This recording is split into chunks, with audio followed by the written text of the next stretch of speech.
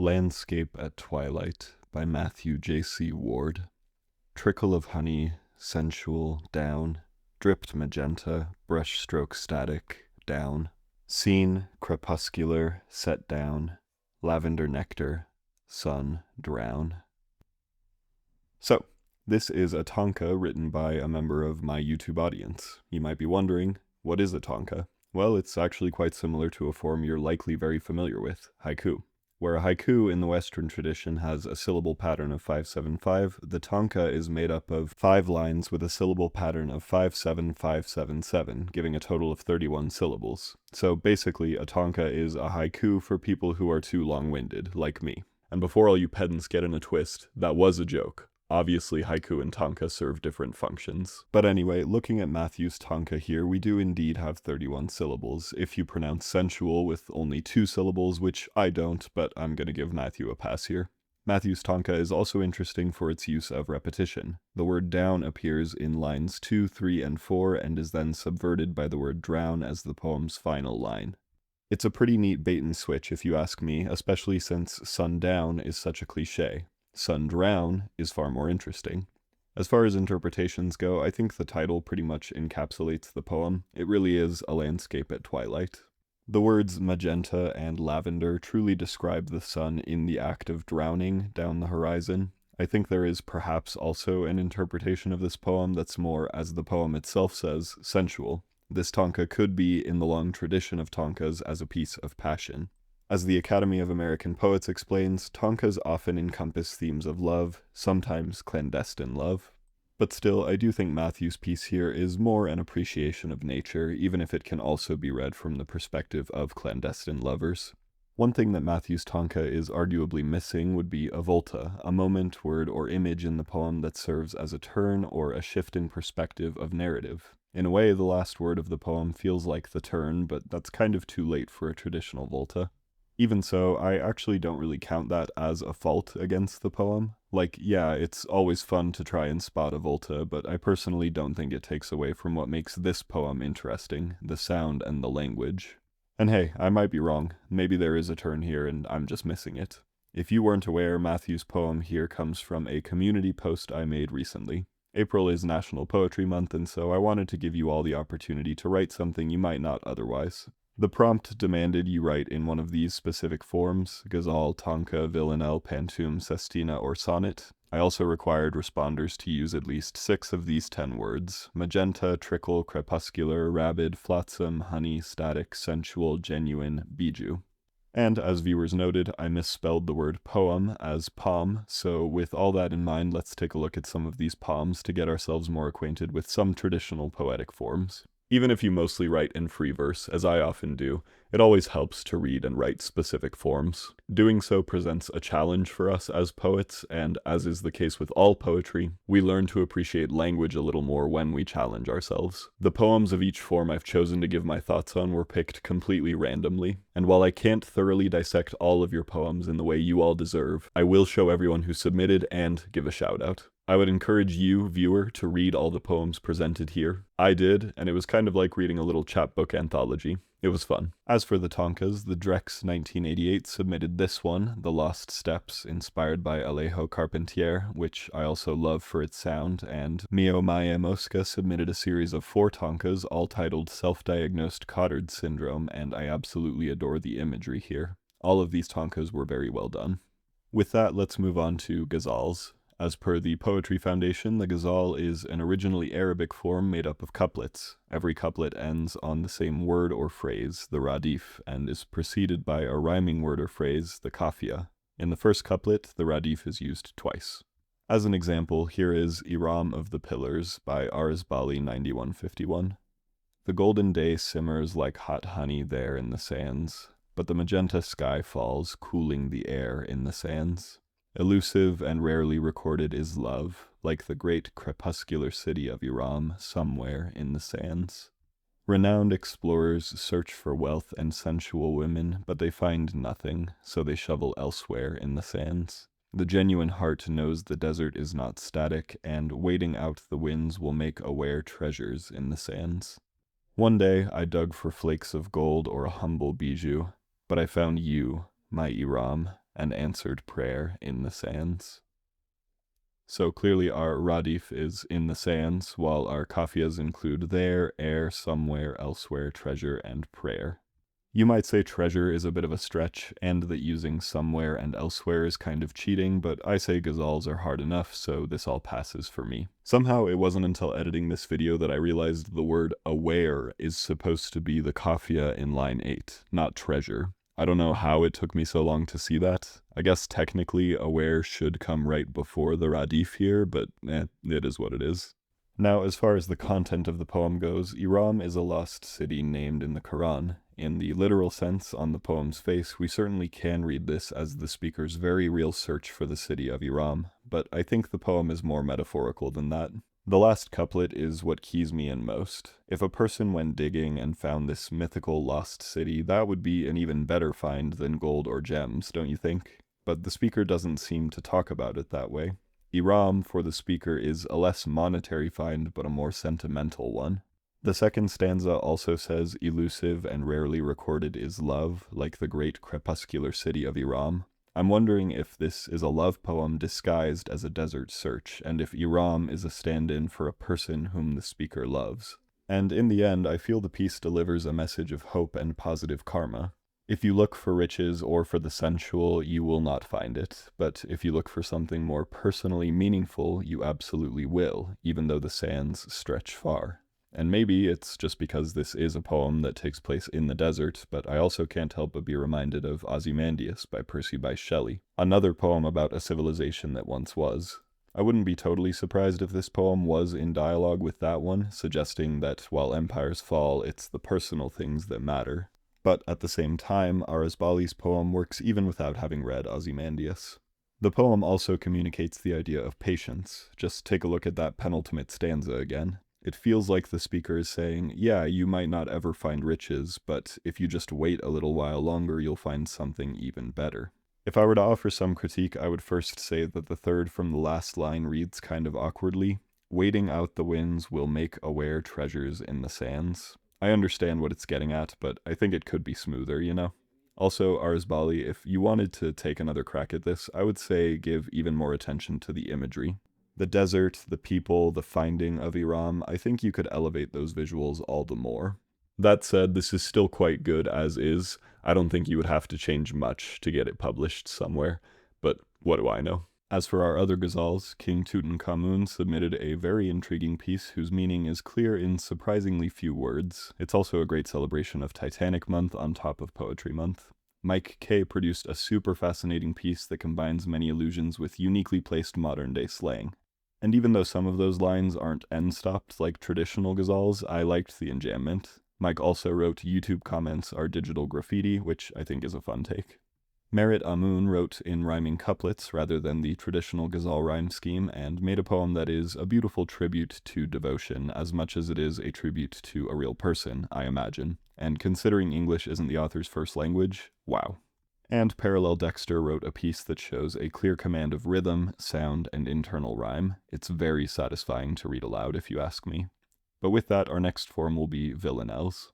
Villanelles are made up of 6 stanzas. The first 5 are all tercets, and the last is a quatrain. The first and third line of the first stanza repeat throughout the poem, and it's made up of an ABA rhyme scheme. Some villanelles have a specific meter, like iambic pentameter, but it's not a requirement. Here is The Jazzists by Imaginary Table 7 as an example. A pause, their breathing fills the space. Cloaked in blues and magenta hues, a saxophonist starts to play. Sensual notes pour from the stage, tone oozing, silken honey smooth. A pause, hushed breathing fills the space. As one last groan bends, curls, escapes the horn and trickles towards the roof, a saxophonist starts to play. An elk shriek into rabid scales avalanching across the room, frenetic breathing fills the space. Fingers blur, the horn obeys, but just before a sonic boom, a saxophonist starts to play. Choreographed dips, turns, and sways through the crepuscular dance floor. They pause, their breathing fills the space.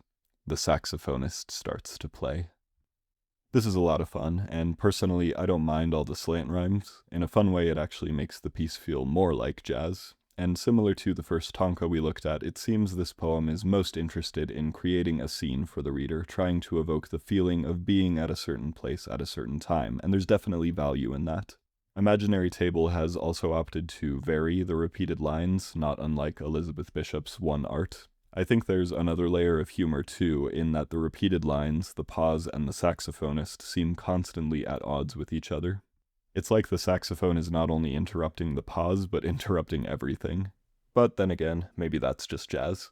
I do also want to point out the use of internal rhyme in the second and fifth lines. Very nice. If I were to offer some critique on this poem, I would personally like to know why the author of the poem wanted to place us here. I assume it's because jazz is meaningful to them, but I want an even greater sense of that. If we look at Villanelle's like Elizabeth Bishop's One Art or Dylan Thomas's Do Not Go Gentle Into That Good Night, it's often in the last stanza where the poem kind of gives the game away, where the speakers reveal the cause of their emotional upheaval, why they're even writing the poem in the first place. Granted, obviously not every Villanelle needs to be the same, and I still very much appreciate the Jazzists for its humor and vividness. Meanwhile, Marinus V. and Eventer wrote a Villanelle with some delightful wordplay and truly enrapturing diction. Also, love the worm emoji in this text before the poem. Hatchet Art's Villanelle had its own play on the rhyme scheme, which I thought was very interesting, as was the content. Harrison Hurst's piece was deceptively simple and highly philosophical, with a neat story in there to boot, and I love a long title such as this one. Cardboard Box 27's Villanelle probably featured my favorite rhymes of the bunch, and I appreciated using a couple of the assigned words as the repeating rhymes. Very clever. Stoatmaster's piece was both darkly comedic and highly relatable. Love that username, by the way. Kix Ash submitted a piece with an interesting double meaning as both a commentary on art and an exploration of jealousy. What Z Creates wrote a piece with some striking imagery, each image closing one door while opening another. A lot of Villanelles, really cool to see. Next up would be the Pantoum. In a Pantoum, every stanza is made up of 4 lines. The trick of it is that the second and fourth line of each stanza are repeated as the first and third lines of the next. Clyde the Stinky's poem, Like Honey in July, reads, Like honey in July, you ran down the height of a tree. Flies like flotsam speckled the trail. Summer static pervaded the day. You ran down the height of a tree. I, still, watched from the window. Summer static pervaded the day. Crushed magenta petals sat in my locket. I still watched from the window, the stench of rot, a genuine bijou.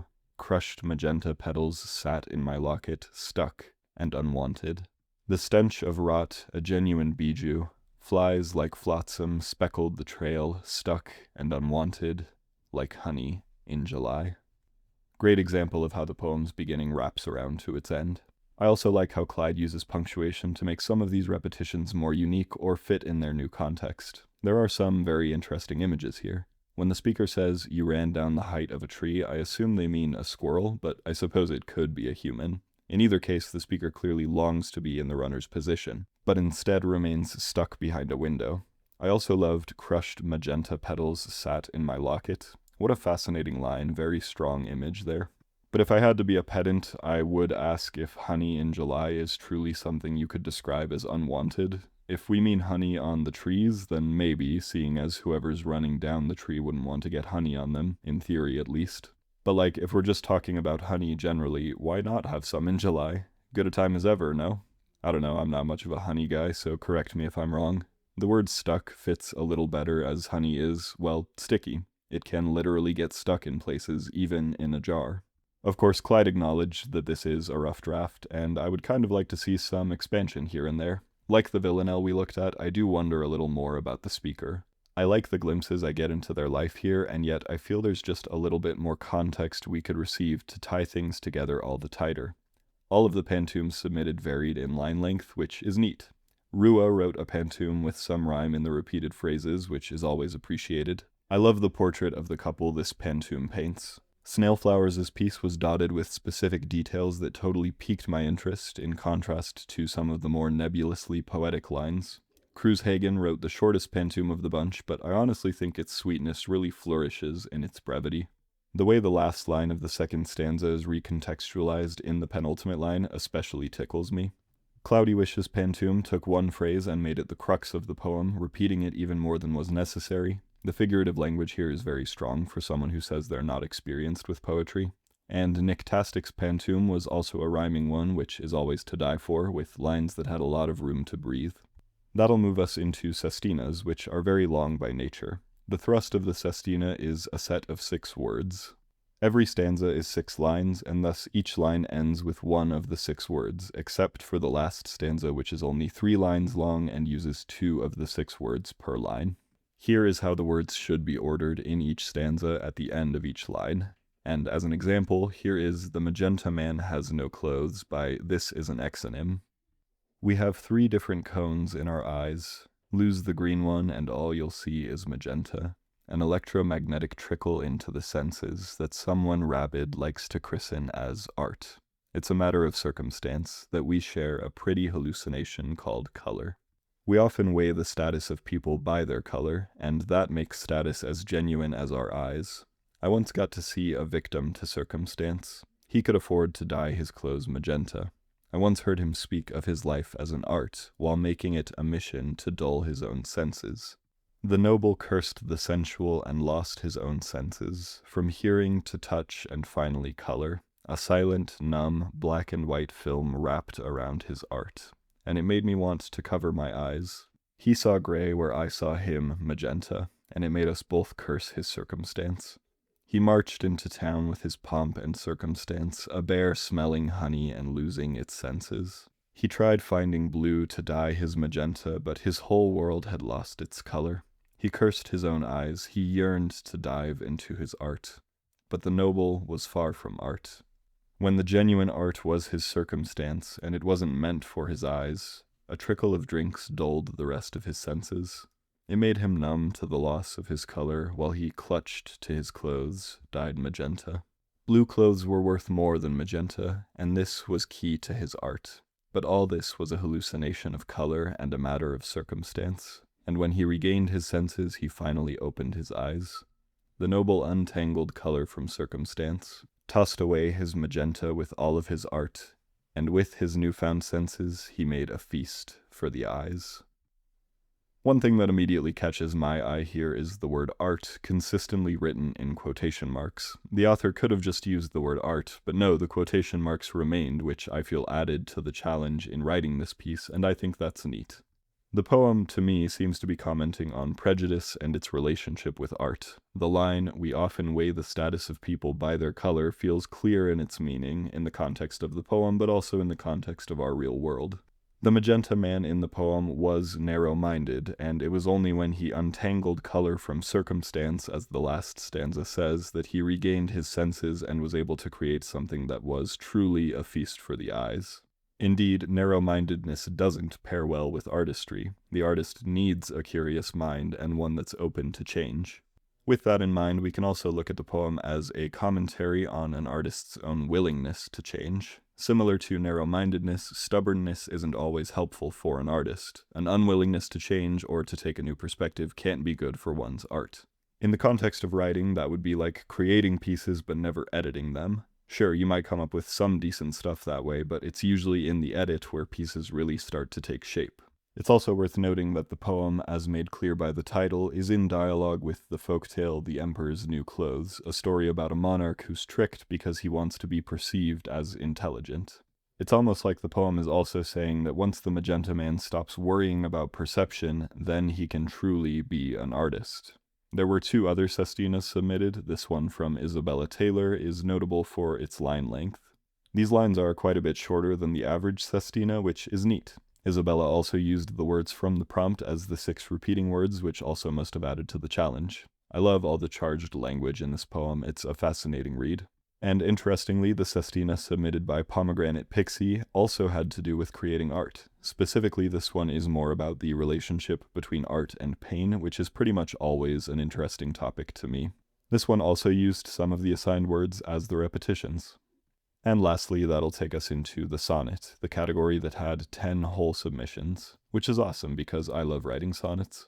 The defining feature of a sonnet is its 14 lines. You're probably most familiar with the Shakespearean sonnet, which uses iambic pentameter and has an A B A B C D C D E F E F G G rhyme scheme, but there's also the Petrarchan sonnet, divided into the octave and the sestet, with the rhyme scheme going A B B A B B A, C D C D C D, or C D E C D E. There's also the American sonnet, which is basically just 14 lines of free verse, but that seemed too easy and I wanted to challenge you all. The last sonnet I allowed was the Spenserian sonnet, with a rhyme scheme of ABAB, BCBC, CDCD, EE. Here's an example from Our Dear Lord, spelled DEER. Beneath the bay. As tender twilight delicately falls, magenta cast through net of briny blue, and filters through our rusted coffin walls, illuminating sunken lovers too. So sensual the limelight doth renew crepuscular beauty from heaven on high, that surely did a blessed angel hew, and set citrine within your honey eye, that from the raging water keeps me dry, for though our static world is cold and drowned, with flotsam clouds a sail on tempest sky, and kept we are from seeing hallowed ground, I shall not ever weep, nor moan, nor sigh, while warm eternity we pass away, interred in loving arms beneath the bay. I enjoy poems like these that take such unique perspectives, framing the poem from the point of view of a couple at the bottom of a lake, morbid for sure, but creative and with a positive twist, all things considered.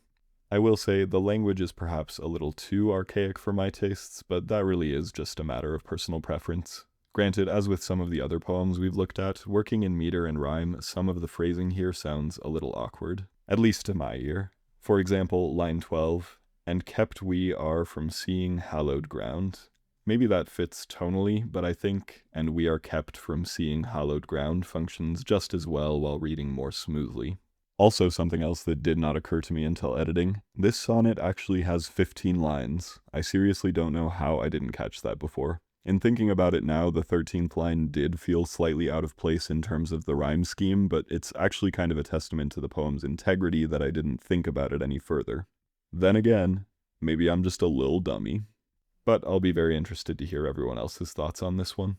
As for our 9 other sonnets, Holsky wrote a piece that I thought played with winter in a fun way. I quite liked the enjambment here, as well as the above groove rhyme, very Shakespearean. Dry Amontillato's sonnet had a nice volta from a very poetic landscape setting to an indoor setting shared between lovers.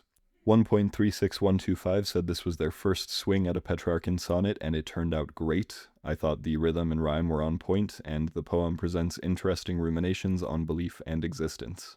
De Poet a Poco wrote a sonnet with extra lines called Estrambote in the Spanish tradition, and crafted a darkly contemplative piece.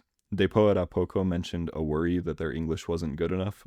I assure you, it's good enough, and the fact that you can write in more than one language at all is amazing. Alrighty, Aphrodite's piece is an intense portrayal of need that is highly figurative in its language and concepts. Naveen Dukaram's Petrarchan sonnet is chilling in its language and ending, a haunting portrayal of pollution that might usually be invisible to us. Cubic Zirconium wrote a sonnet that was equally haunting in its execution, but entirely different in its approach. Bit of a content warning on this one for its rather grotesque imagery, but the ending really left me wondering. Avo Euleance was clearly very intentional in their sound. There are some great internal rhymes here. This poem is also kind of self-aware in its use of 11 syllables per line instead of 10, and there's a fun humor in that. And Gabrielle Wins is also sort of self-aware, but in a different way, working in 2 languages while portraying the act of learning that second language. One thing I want to stress here is that of all the poems I read, none of them were bad. Not at all. None of them were perfect either, but I'm not sure there is such a thing as a perfect poem anyway. Sure, maybe they all need another draft or 2, but that doesn't take away from how much I truly enjoyed reading all of them. Writers, thank you all for participating in this exercise, if only for my sake. And granted, I was perhaps predisposed to like these since they were written by people who support me, but still. I think if there's a lesson to take away today, it would be that writing in form never hurts. Even if you choose to abandon a poem's initial form on subsequent drafts, the exercise of writing in form will force you to try and say something in a way you wouldn't otherwise. And keep in mind, that's not always a good thing necessarily, but I do think it's better than reaching for cliches or words or phrases that you might always rely on. It's always good to get out of your comfort zone, if only to teach you a thing or two. But what do you think? Is there an upside to writing in form when most all poetry we see these days is free verse? And what did you think of the poems in this video? Please, tell me everything. As always, I want to take this time to thank my patrons for their continued support. It truly means so much. I genuinely could not be doing this without them. You can support the channel too for as little as $3 a month. If you do, you'll get to see videos early, hear about the books I'm reading each month, and join the community Discord. We do prompts in there together twice a month. Our prompt at the end of March was to write a piece from someone else's POV, so one of my patrons wrote a poem in my voice, and she kinda killed it. If you want to support the channel in other important ways, doing all the algorithm stuff really does help a lot. Liking, commenting, subscribing, hyping, throwing out all your magenta clothes, that sort of thing. You can follow me on my socials if you want, but no matter what, keep reading, keep writing, and ultimately keep in mind, this is a rough draft. And for sticking around this long, have a writing prompt. It's actually just the prompt I gave everyone for April. Write in one of the given forms and use 6 of the 10 given words. And if you're one of the authors featured in this video, feel free to take a stab at another form this time. But anyhow, the time is yours now. Get to writing.